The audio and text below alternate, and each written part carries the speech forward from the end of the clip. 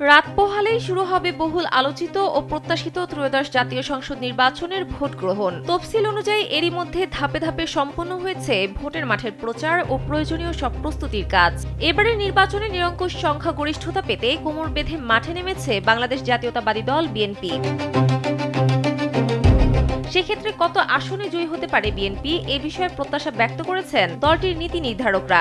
নির্বাচনী বিভিন্ন সমীকরণ বিশ্লেষণ করে বিএনপির হাইকমান্ড মনে করে সুষ্ঠু ও নিরপেক্ষ ভোট হলে অন্তত 200-র বেশি আসনে জয় পাবে দলটি। স্যান্ডেলিনা সো, রূপচর্চায় আভিজাত্য।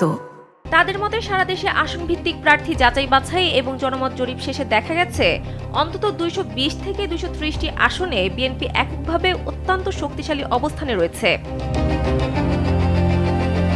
এমন প্রেক্ষাপটে গত সোমবার eminence associates for social development তাদের একটি জরিপে জানিয়েছে যে বিএনপি নেতৃত্বাধীন জোট জিততে পারে 208টি আসন, যা নির্বাচনে দলটির শক্ত অবস্থানের ইঙ্গিত দেয়। অন্যদিকে জামাত নেতৃত্বাধীন 11 দলীয় জোট প্রায় 46টি আসনে জয়ের সম্ভাবনা দেখাচ্ছে। রয়টার্স সহ দেশি বিদেশি প্রভাবশালী গণমাধ্যম ও প্রতিষ্ঠানের জরিপেও বিএনপির বিপুল ব্যবধানে জয়ের সম্ভাবনার আভাস মিলেছে।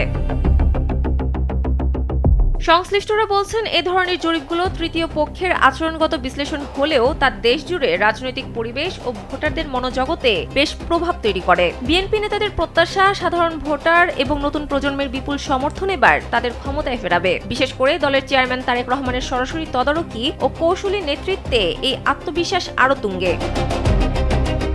দীর্ঘ 1.5 যুগ পর দেশে ফিরে তারেক রহমান তার ভিন্নধর্মী গণসংযোগ দিয়ে ভোটের মাঠে বড় ধরনের আলোড়ন তুলতে সক্ষম হয়েছেন। দেশ জুড়ে যেন বইছে তারেক বসন্ত। বিজয়ের বিষয়ে দৃঢ় প্রত্যাশা ব্যক্ত করে বিএনপির দায়িত্বশীল নেতারা কালবেলাকে জানান, সরকার গঠন করলে তারা গণতন্ত্র পুনরুদ্ধার, দুর্নীতিমুক্ত ও সুশাসন প্রতিষ্ঠা এবং মানুষের আশা আকাঙ্ক্ষার প্রতিনিধিত্ব করতে সক্ষম হবেন।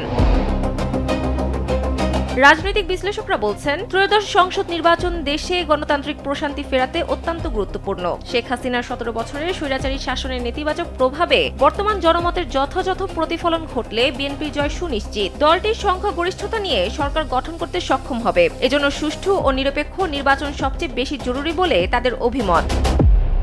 সানজিদা ইসলাম, কালবেলা।